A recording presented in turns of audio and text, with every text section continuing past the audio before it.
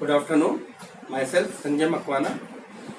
प्यारे बच्चों, आज का जो टॉपिक है वो है transaxle unit. Vehicle technology का ये टॉपिक है MA 308 का। ट्रांस एक्सल यूनिट क्या होती है, पहले अपन इसके बारे में जानते हैं और उसके बाद अपन इसकी वर्किंग देखेंगे। ट्रांस एक्सल यूनिट एक ऐसी यूनिट है जो कि डिफरेंशियल और गियर बॉक्स को कंबाइन करके बनाई गई है। ये वैसे कोई नई डिवाइस नहीं है, लेकिन ये डिफरेंशियल और गियर बॉक्स, ट्रांसमिशन बॉक्स इसको अपन बोलते हैं, इनको कंबाइन एक यूनिट के अंदर, एक केसिंग के अंदर इन दोनों को कपल करके और तैयार किया गया है। और इसका जो नया नाम है वो होता है ट्रांस एक्सल, राइट। तो ये देख रहे हैं आप, इसके अंदर ये डिफरेंशियल है और ये गियर बॉक्स है, इन दोनों को एक ही केसिंग के अंदर किया हुआ है। और नया जो नाम है उसका वो है ट्रांस एक्सल यूनिट। ये यूनिट एक ऐसी यूनिट है जो कि ज्यादातर मोस्टली फ्रंट व्हील ड्राइव के अंदर अपन यूज करते हैं। वैसे इसको रियर व्हील ड्राइव के अंदर भी यूज करते हैं। रियर इंजन, रियर व्हील, जहां इंजन है, अगर इंजन फ्रंट में तो अपन front engine, front wheel drive है तो वहां इसको यूज करते हैं, ज्यादातर वहीं इसका उपयोग करते हैं। लेकिन अगर इंजन पीछे है, रियर इंजन, तो वहां पर भी अपन इसको यूज कर सकते हैं। और ये ट्रांस एक्सल यूनिट एक ऐसी यूनिट है जो कि नई नहीं है। It's a combination of differential unit and transmission box, gear box in a combined casing, in a one casing, single casing. That is why this is called unit. इसको unit इसीलिए बोला है कि इन दोनों को मिला के एक केसिंग के अंदर एक डिवाइस बना दिया गया है, इसलिए इसको बोलते हैं ट्रांस एक्सल यूनिट। और ऐसा क्यों किया गया? ऐसा इसलिए किया गया ताकि स्पेस को अपन बचा सकें। फ्रंट व्हील ड्राइव है तो वहां पर, जहां पर फ्रंट व्हील ड्राइव होती है, वहां पर फ्रंट के अंदर बहुत सारे पहले से अरेंजमेंट करने पड़ते हैं। स्टीयरिंग का अरेंजमेंट, इंजन की position, gear, clutch plate assembly, right. तो इस तरीके से उसमें बहुत सारी पहले से अरेंजमेंट है। और उसके बाद अपन को डिफरेंशियल और गियर बॉक्स का अरेंजमेंट भी करना पड़ता है। तो we require lot of space. तो जब हम इन दोनों को कंबाइन कर देते हैं, इन दोनों को जोड़ देते हैं, तो जो यूनिट बनती है जिसको अपन ट्रांस एक्सल बोलते हैं, इसको प्लेस करना आसान हो जाता है। और इसको प्लेस करने से हमारा जो स्पेस है वो बहुत बच जाता है। आसानी से इसको फिट किया जा सकता है, आसानी से इसको लगाया जा सकता है। तो इसको अपन ट्रांस एक्सल यूनिट कहते हैं। अब इसमें कौन कौन से पार्ट्स हैं देखिए। ये फ्रंट व्हील्स है, आपको जो नजर आ रहे हैं यहाँ डायग्राम में, ये हाफ एक्सल से जैसे नॉर्मली हमारा होते हैं। ये हाफ एक्सल यहाँ पर है, हाफ एक्सल यहाँ पर है, ये फ्रंट व्हील्स हो गए। ये देख रहे हैं आप, ये डिफरेंशियल है। इसमें इस डिफरेंशियल यूनिट में एक चेंज है कि नॉर्मली जब हम डिफरेंशियल और गियर बॉक्स अलग अलग लगाते हैं रियर व्हील ड्राइव के अंदर, तब क्या होता है कि क्योंकि पावर फ्रंट से रियर में जा रही है, तब क्या होता है कि जब पिनियन तक पहुंच जाती है और डिफरेंशियल के एंटर होती है, तब उसको हमको 90 डिग्री में डिवाइड करना पड़ता है, 90 डिग्री में भेजना पड़ता है। तो वहां पर अपन डिफरेंशियल के अंदर क्राउन गियर लगाते हैं। और वो जो क्राउन गियर है वो बेवल गियर होता है। बेवल गियर का कॉम्बिनेशन होता है पिनियन और क्राउन गियर का, बेवल गियर होता है। और बेवल गियर की जो खासियत है वो ये है कि वो हमेशा तब यूज करे जाते हैं जब 90 डिग्री पे पावर को ट्रांसमिट करना होता है। तो जब हम पावर को पीछे के पहिए की तरफ ट्रांसमिट करना चाहते हैं तो वहां हम बेवल गियर का इस्तेमाल करते हैं। लेकिन यहाँ पर क्योंकि ये फ्रंट में ही लगा रहे हैं अपन, तो फ्रंट में क्योंकि पावर जो है पैरेलल में ट्रांसमिट करनी है, तो यहाँ पर हमारे को जो है क्राउन गियर की, डेट मीन्स बेवल गियर की आवश्यकता नहीं है। और वो बेवल गियर यहाँ पर रिप्लेस करके अपन ने हेलिकल गियर लगा दी। एक तो ये चेंज है इसके अंदर कि यहाँ जो क्राउन गियर था, क्राउन गियर तो ये है, लेकिन बेवल गियर जो था उस बेवल गियर को अपन ने रिप्लेस कर दिया और हेलिकल गियर अपन ने यहाँ पर लगा दिया, जिससे कि पावर, क्योंकि पावर पैरेलल में ट्रांसमिट करनी है। अब अपन को 90 डिग्री में पावर को ट्रांसमिट नहीं करना जैसे अपन रियर व्हील में करते हैं, क्योंकि यहाँ फ्रंट में ही करना है और फ्रंट में पैरेलल में करना है, इसलिए अपन ने इसको रिप्लेस कर दिया। एक तो चेंज है। बाकी जो फंक्शन है डिफरेंशियल का वो एज इट इज है, वो नॉर्मल वैसी वर्किंग करता है जैसे नॉर्मल डिफरेंशियल वर्क करता है, उसी तरीके से ये वर्क करता है। देखिए ये केज लगा हुआ है यहाँ पर, ये स्पाइडर है, 2 सन गियर्स हैं, दो प्लैनेट्स गियर है और इन दोनों प्लैनेट्स गियर से हाफ शाफ्ट जुड़ी हुई है जो कि फ्रंट व्हील तक जाती है, ये देख सकते हैं आप, राइट। और ये अब ये अंदर के अंदर ही ये जो आपने हेलिकल गियर देख रहे हैं ये गियर बॉक्स के गियर से जुड़ा हुआ है और ये जो है हमारी मेन शाफ्ट है। अब ये गियर बॉक्स का पोर्शन है, ये आप देख सकते हैं यहाँ पर, ये पोर्शन जो है वो गियर बॉक्स का, और ये जो गियर बॉक्स है ये सिंक्रोमैश गियर बॉक्स है। जैसा अपन ने पहले पढ़ रखा है कि सिंक्रोमैश गियर बॉक्स किस तरीके का होता है, तो ये सिंक्रोमैश गियर बॉक्स है। और इस सिंक्रोमैश गियर की क्या खासियत होती है कि इसमें सारे गियर जो है मेन शाफ्ट के, ये मेन शाफ्ट है, इसके सारे गियर जो है वो काउंटर शाफ्ट, ये अपन ले शाफ्ट कहते हैं, उससे अटैच रहते हैं, उससे पहले से जुड़े हुए रहते हैं। जैसे यहाँ देख रहे हैं आप फिगर के अंदर, ये जुड़ा हुआ है, ये जुड़ा हुआ है, ये सारे इसमें जुड़े हुए हैं। अब और यहाँ जो ये जो देख रहे हैं आप, ये काउंटर शाफ्ट है। जो काउंटर शाफ्ट के आगे की असेंबली है वो हमारी क्लच प्लेट असेंबली है। इसके आगे जो असेंबली लगी होती है फ्लाई व्हील, और यहाँ क्लच प्लेट असेंबली, वो इस चित्र में दिखाया नहीं गया है क्योंकि अभी अपन बात कर रहे हैं ट्रांस एक्सेल यूनिट की, इसलिए उस पोर्शन को यहाँ पर शो नहीं करा गया है। तो यहाँ पर फ्लाई व्हील और क्लच प्लेट असेंबली आती है और इसके आगे फिर इंजन असेंबली है, राइट। इंजन से पावर हमारी आएगी फ्लाई व्हील के अंदर, क्लच प्लेट असेंबली के अंदर, प्रेशर प्लेट, क्लच प्लेट, फिर उसके बाद ये काउंटर शाफ्ट में आ जाएगी, राइट। तो अगर अपन इसकी वर्किंग को समझे अपन, तो वर्किंग को अपन समझने के लिए इससे क्या होगा, इससे ट्रांस एक्सेल यूनिट बनाने से जो स्पेस है हमारी वो बहुत अच्छी हो जाती है, स्पेस काफी निकल जाती है, इजीली ये उसको लग जाता है, फ्रंट व्हील के अंदर इजीली लग जाता है। और इसके अलावा ट्रांस एक्सेल यूनिट के बहुत सारे एग्जांपल्स हैं। कैसे एग्जांपल है, देखो एक तो इसको फ्रंट व्हील में यूज करते हैं, रियर व्हील में यूज कर सकते हैं, ऑटोमेटिक ट्रांसमिशन में यूज करते हैं, मैनुअल ट्रांसमिशन में इसको यूज कर सकते हैं। और इसके अलावा इसके बहुत सारे एडवांटेज है। जैसे पहला एडवांटेज इसका, रिड्यूस ड्राइव ट्रेन वेट, ये जो ट्रेन का वेट है, इन दोनों का जो वेट है अलग अलग, जब अपन बनाते थे इसको तो उनका जो वेट है वो इसमें रिड्यूस हो जाता है, वो काफी हद तक इसमें अपन कम कर सकते हैं, राइट। दूसरा, इम्प्रूव ट्रैक्शन, जो ट्रैक्शन है वो बहुत ज्यादा, क्योंकि फ्रंट में अपन ने पावर प्रोड्यूस करी है और फ्रंट व्हील में ही दे रहे हैं। जो ट्रैक्शन है वो, traction is what, the grip between wheels and road surface, इसके बीच में जो ग्रिप है ये बहुत अच्छी होती है।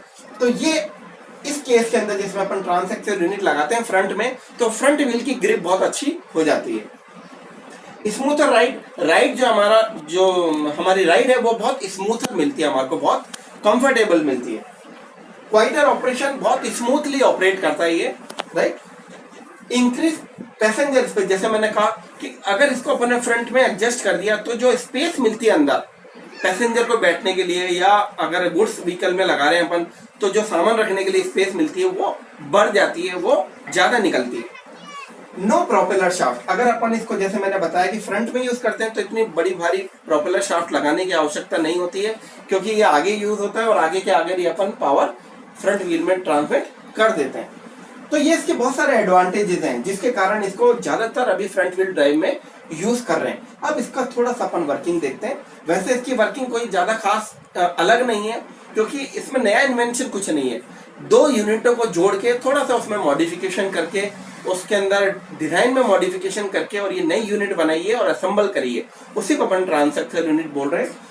तो इसकी वर्किंग समझने से पहले यहाँ देखिए आप, यहाँ पर इंजन ब्लॉक है, वहां से पावर जाती है फ्लाईव्हील के अंदर, फ्लाईव्हील से क्लच प्लेट असेंबली, और यहाँ से इस काउंटर शाफ्ट में आ जाती है जो कि गियर बॉक्स वाला पोर्शन है। यहाँ से as usual first gear, second gear, first gear, second gear, third gear, fourth gear और रिवर्स गियर, एज यूजुअल जैसे हमारे नॉर्मल सिंक्रोमैश गियर बॉक्स में होता है वैसे के वैसे सारे गियर जुड़े हुए हैं, क्योंकि ये सिंक्रोमैश गियर बॉक्स है जिसमें all the gears already mesh, counter gear mesh with main shaft gear. यहाँ आप देख सकते हैं जैसे अपन ने पढ़ रखा है कि जो गियर्स है वो मेन शाफ्ट के ऊपर फिक्स नहीं है, फ्री है, राइट। वो फ्री है, जो शाफ्ट घूमेगी तो गियर नहीं घूमेंगे, वो फ्री है। और ये जो है डॉग देख रहे हैं आप, ये डॉग क्लच जो देख रहे हैं ये फिक्स है शाफ्ट के ऊपर, राइट। तो यहाँ से आप देख सकते हैं कि जैसे ये सारे के सारे गियर जुड़े हुए हैं, तो यहाँ से पावर इन सारे गियर्स में आ रहा है, तो सारे गियर्स जब मेन काउंटर शाफ्ट घूमेगी और काउंटर शाफ्ट पे सारे गियर जो लगे हुए हैं वो घूमेंगे, तो उससे जो मेन शाफ्ट पे गियर लगे हुए हैं वो सारे घूमने लग जाएंगे। अब क्योंकि डॉग फिक्स है, मेन शाफ्ट के ऊपर डॉग फिक्स है, तो जो गियर रेशियो हमारे को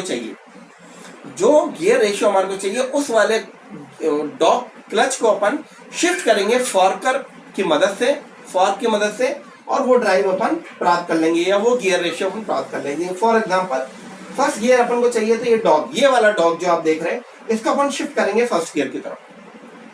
जैसे अपन इसको यहाँ जोड़ेंगे फर्स्ट गियर के अंदर, तो फर्स्ट गियर क्योंकि ये फ्री था, मेन शाफ्ट के ऊपर फ्री था, तो डॉग इज फिक्स, तो यहां से जो टॉर्क रेशियो है या गियर रेशियो है वो इस डॉग के थ्रू मेन शाफ्ट में आ जाएगा और यहां से ये आगे चला जाएगा। तो that means we got the first gear ratio. जो हमारा फर्स्ट गियर रेशियो है वो मिलेगा, फर्स्ट स्पीड मिलेगी हमारे को यहाँ से, और वो इस वाले गियर के साथ, जो गियर बॉक्स का ये जो गियर है, इससे अपन को ट्रांसमिशन कर देगा पावर को डिफरेंशियल वाले गियर में।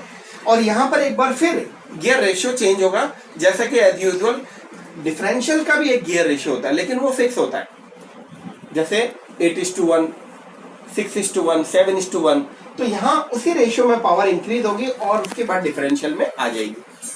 इंपॉर्टेंट चीज क्या है कि यहाँ पर ये दोनों गियर हैं वो पैरेलल में लगे हुए हैं, इनकी जो एक्सिस है वो दोनों की पैरेलल है, और यहाँ पावर आने के बाद ये नॉर्मली वैसे ही वर्क करता है जैसे नॉर्मल डिफरेंशियल वर्क करता है, कि गाड़ी अगर हमारी सीधी चल रही है तो ये एज अ यूनिट, एक यूनिट मान के, ये जो चारों गियर्स हैं जिसको अपन 2 प्लैनेट गियर और 2 सन गियर्स बोलते हैं, ये चारों एज अ यूनिट रिवॉल्व होंगे। इस ये जो आप देख रहे हैं केस के रेस्पेक्ट में इनकी जब गाड़ी सीधी चल रही होती है तो इनकी अपनी एक्सिस पे कोई मूवमेंट नहीं होगा, ये अपनी एक्सिस पे नहीं घूमते, एज अ होल यूनिट, चारों एक यूनिट की जैसे एक सामान लगता है ये, और एज अ यूनिट ही रिवॉल्व होंगे। और इनके रिवॉल्व, और किसके साथ रिवॉल्व होंगे, ये जो क्राउन गियर आप देख रहे हैं इसके साथ रिवॉल्व होंगे, और इनके रिवॉल्व होने से half shaft right hand side, left hand side वाली और half shaft right hand side वाली रोटेट होती है, और पावर जो है दोनों व्हील में ट्रांसमिट हो जाती है। अब जब क्या होगा कि जैसे नॉर्मली जैसे डिफरेंशियल वर्क करता है ये भी वैसे ही करेगा। जैसे हमारा टर्न आया, तो टर्न आने पे जैसे डिफरेंशियल टर्न देता है, तो यहाँ पर इनकी दोनों की रिलेटिव वेलोसिटी में चेंज होगा, इसकी जो रिलेटिव वेलोसिटी है वो इंक्रीज हो जाएगी, बढ़ जाएगी। तो जो इंक्रीज वेलोसिटी हुई है इसकी, वो उस जितनी भी इसकी बड़ी, मान लीजिए कि नॉर्मल जो इसमें आरपीएम आई थी वो आई थी 500 से ये रोटेट कर रहा था, 500 से ये रोटेट कर रहा था। लेकिन जैसे टर्न आया, टर्न आने पे यहाँ जो है इस वाले, जैसे मान लीजिए ये राइट साइड पे टर्न पे मुड़ी, तो जैसे राइट साइड के टर्न पे मुड़ी वहां पर इसकी आरपीएम जो है वो, दोनों की आरपीएम बढ़ेगी, लेकिन इसके पास डिस्टेंस नहीं है, इसके पास डिस्टेंस है।